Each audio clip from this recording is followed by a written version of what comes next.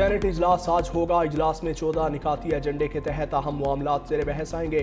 Senator Ali Zafar اور وقار مہدی مختلف تحریک استحقاق اور جرنلسٹ کے تحفظات کی رپورٹس پیش کریں گے۔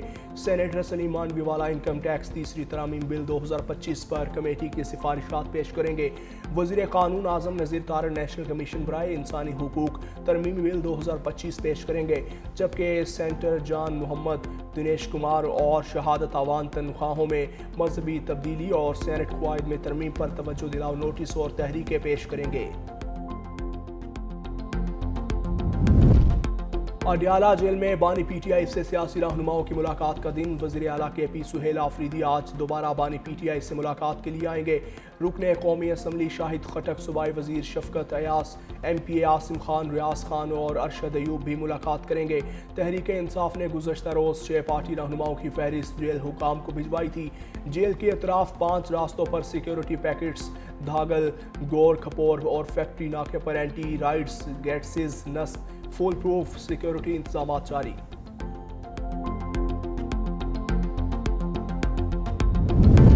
وفاقی پولیس کا انسداد سائبر کرائم ونگ ختم۔ افسران اور اہلکار سی ایچ ڈی میں transfer incharge inspector Asif Khan سمیت 22 آفیسر اور کانسٹیبلز بشمول سی ٹی ٹی بھجوا دیے گئے۔ سائبر کرائم ونگ نے موجودہ مقدمات اور انکوائریز این سی سی آئی اے کو منتقل کر دی گئیں۔ پولیس کے پاس 112 شکایات تھیں، 2 مقدمات کے چالان عدالت میں پیش، 20 شکایات انکوائری کے مراحل میں، جبکہ 90 شکایات پر قانونی کارروائی جاری ہے۔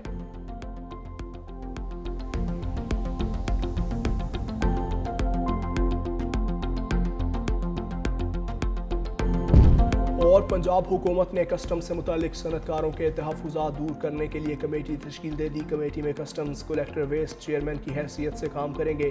وائس چیئرمین ایڈیشنل کلیکٹر شامل ہوں گے۔ کمیٹی میں ظفر محمود چودھری ایوان صنعتوں میں تجارت کی نمائندگی کریں گے۔ کمیٹی میں سیکریٹری اور لاہور چیمبر کے دیگر ممبران بھی شامل۔ ذرائع کے مطابق کمیٹی بنانے کا مقصد تاجر برادری کی شکایات دور کرنا ہے۔ تاجروں کی شکایات کو مقررہ وقت میں حل کیا جائے گا۔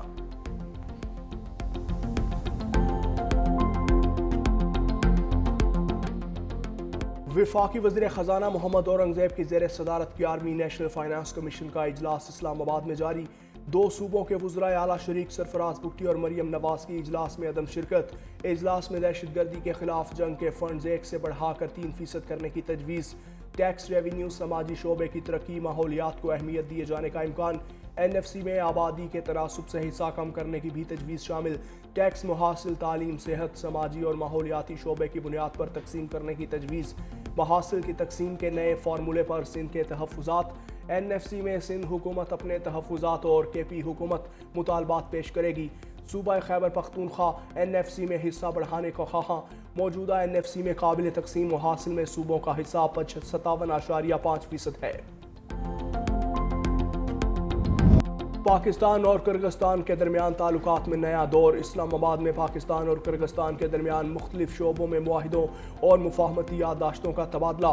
صدر کرغزستان سادر ژاپاروف اور وزیر اعظم شہباز شریف تقریب میں شریک۔ تعلقات کو مستحکم کرنے کے لیے 2 طرفہ تعاون پر اتفاق۔ یادداشتوں میں کانکنی، جیو سائنسز، سیاحت، توانائی، زراعت، سرجیکل آلات، پاکستانی بندرگاہوں کے استعمال، سزا یافتہ قیدیوں کے تبادلے اور الیکٹرانک ڈیٹا انٹرچینج شامل۔ پاکستان فارن سروسز اکیڈمی اور کرغزستان ڈپلومیٹک اکیڈمی کے درمیان بھی مفاہمتی یادداشت پر دستخط۔ بشکیک اور اسلام آباد کو جڑواں شہر قرار دینے کا معاہدہ بھی طے پا گیا۔ وزیر اعظم شہباز شریف نے کہا، دونوں ملکوں کے تعلقات تاریخی اور خوشگوار ہیں۔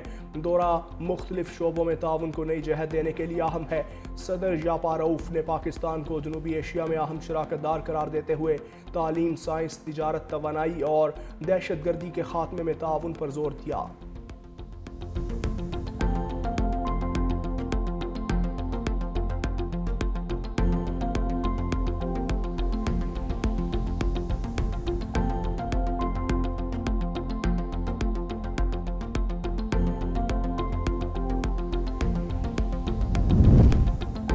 وزیر خارجہ اسحاق ڈار کی کرغز صدر سادر ژاپاروف سے ملاقات۔ ترجمان دفتر خارجہ کے مطابق اسحاق ڈار نے صدر آصف علی زرداری اور وزیر اعظم شہباز شریف کی نیک خواہشات پہنچائیں۔ پاکستان کا کرغزستان کے ساتھ تعلقات مزید مضبوط بنانے کے عزم کا اعادہ۔ دونوں ممالک کے درمیان سیاسی، اقتصادی اور تجارتی تعاون پر بات چیت۔ 2 طرفہ تعاون کو نئی جہت دینے پر اتفاق۔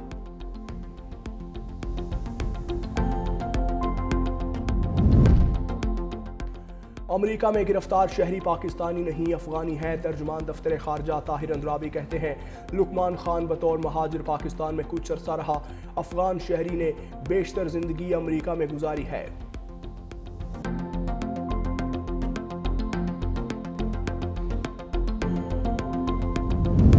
قانون سازی کا اہم مرحلہ پارلیمنٹ سے منظور شدہ 7 بلز دوبارہ ایوان صدر بھجوا دیے گئے۔ مشترکہ اجلاس میں قومی کمیشن برائے اقلیتی حقوق سمیت 7 بلز کی منظوری دی گئی تھی۔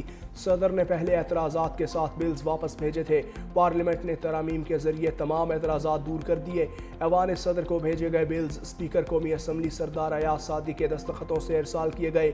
صدر کے دستخط کے بعد 7 بلز باقاعدہ قانون بن جائیں گے۔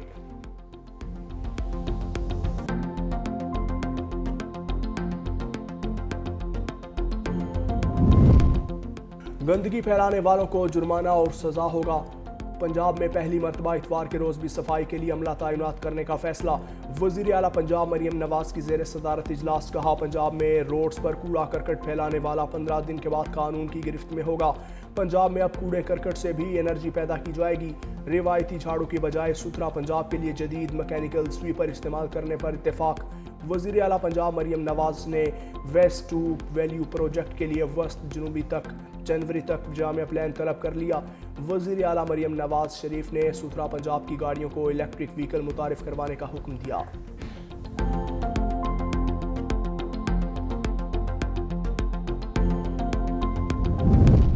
لوگ ٹریفک قوانین پر عمل کریں، اسی لیے جرمانہ زیادہ رکھا۔ قانون سوسائٹی کو بہتر کرنے کے لیے بنتے ہیں، شہریوں کو ذمہ دار بنانے کے لیے قانون سازی ضروری ہے۔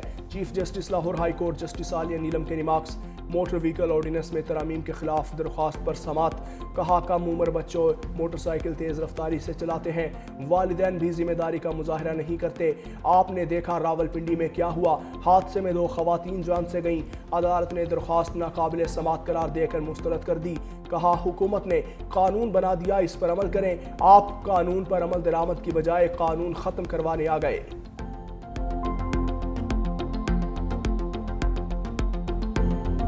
چورنگی واقعہ، میئر کراچی مرتضی وہاب نے قوم سے معافی مانگ لی، کہا میں مانتا ہوں بطور میئر کامیاب نہیں رہا، ابراہیم کے اہل خانہ سے انتظامیہ اور حکومت کی طرف سے معافی کا طلبگار ہوں۔ ابراہیم کی والدہ کی چیخوں پر میرے پاس الفاظ نہیں، اتنے بڑے نقصان کے باوجود بچے کے اہل خانہ شفقت سے پیش آئے۔ ریسکیو آپریشن میں متعلقہ ادارے کی مشینری صحیح طرح کام نہ آ سکی، انکوائری ہو رہی ہے، معطلی کا عمل شروع کر دیا، انکوائری کے بعد ذمہ داروں کو قانون کے مطابق سزا دی جائے گی۔ مثال قائم کرنے کے لیے سیوریج کارپوریشن کے MC ڈسٹرکٹ مختار کار سمیت متعلقہ افسران کو معطل کیا۔ ابرار احمد جعفر کا DC ایسٹ کے عہدے سے تبادلہ، ڈپٹی کمشنر ملیر سمیع اللہ نثار علی شیخ کو DC ایسٹ کا اضافی چارج سونپ دیا گیا۔ واقعے سے متعلق وزیر اعلیٰ سندھ کی زیر صدارت اجلاس ہوا، اجلاس کی تفصیلات سے ابراہیم کے اہل خانہ کو آگاہ کیا۔ بچے کے اہل خانہ نے اس خواہش کا اظہار ظاہر کیا ہے کہ آئندہ ایسا واقعہ پیش نہ آئے۔ میئر کراچی مرتضی وہاب کی جاں بحق ہونے والے ابراہیم کے گھر آمد، اہل خانہ کے ساتھ دلی دکھ اور افسوس کا اظہار۔